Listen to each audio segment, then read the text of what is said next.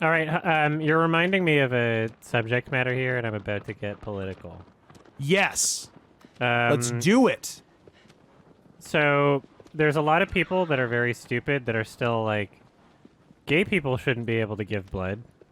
Where it's like, okay, first of all, you can test for AIDS. Second, I testing has think gotten much better. that gay people with AIDS shouldn't be able to give blood. Sure. What do you think about that? I don't care. I think straight people with AIDS should. But luckily there aren't any. The biggest argument that I've had against it is like, your sexuality is not the most determining factor. It's also like the level of like promiscuous you are. So if you're a gay male in a relationship with another male, totally monogamous, what do you don't mean, have one sex with other other male? people. Yeah, and if you've been doing that for like the past year, but no one's ever done whatever, that. Oh, that's funny.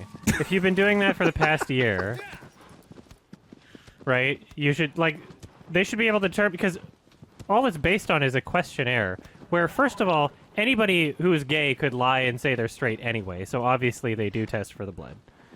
But like, yeah, like a monogamous gay couple who have had sex with each other doesn't exist, and only each other, but have had sex in the past 6 months. Never happened. Sort of thing, right? Versus, let's say, a straight woman who has sex with every random person number. at the truck spot, you know, like the truck spot, right?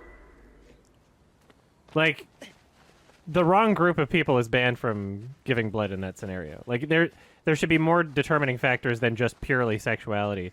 But unfortunately, it's like, oh, if you've had sex with a man in the past 6 months or whatever, then you're not eligible to give blood. There should be one question: are you a slut, man or woman?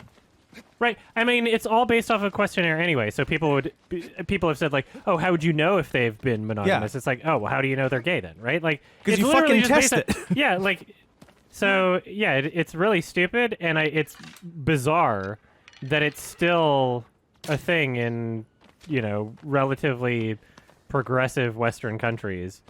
You know, it's being phased out for sure, but I think that there's a lot of stigma associated with it because, yes, of course, gay males are, you know, statistically more likely to have HIV. Statistically sluttier. If you account for just sexuality alone and no other factors, right?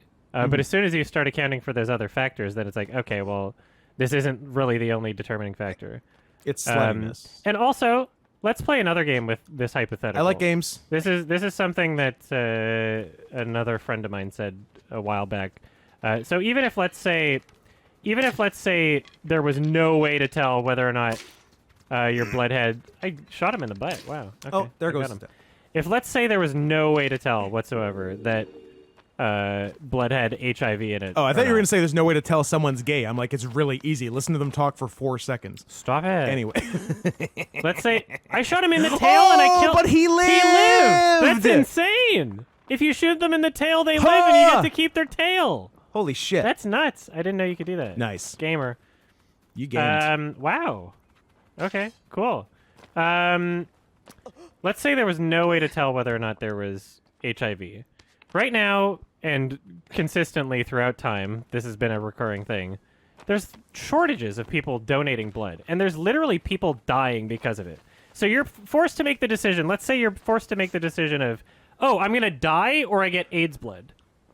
Yeah, if the other Give option the fucking AIDS is blood. die. Like, if literally you don't have blood, get fucking AIDS blood. They'll survive, and they'll live with a disease that doesn't even kill them. They just take a pill every so often. Like, what the fuck? It's called PrEP. Seriously? It's so insane. I don't understand it at all.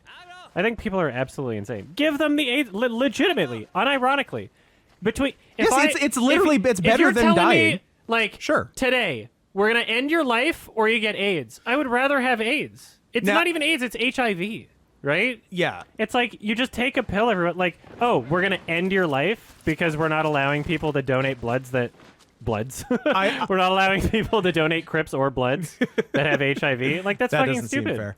I would take the AIDS. I would take the AIDS blood as long as you promise it's from a straight person. I will not take gay AIDS blood. Yeah, only straight AIDS blood. Straight AIDS blood. From a girl. From a girl. If only such a thing existed. I know one, actually.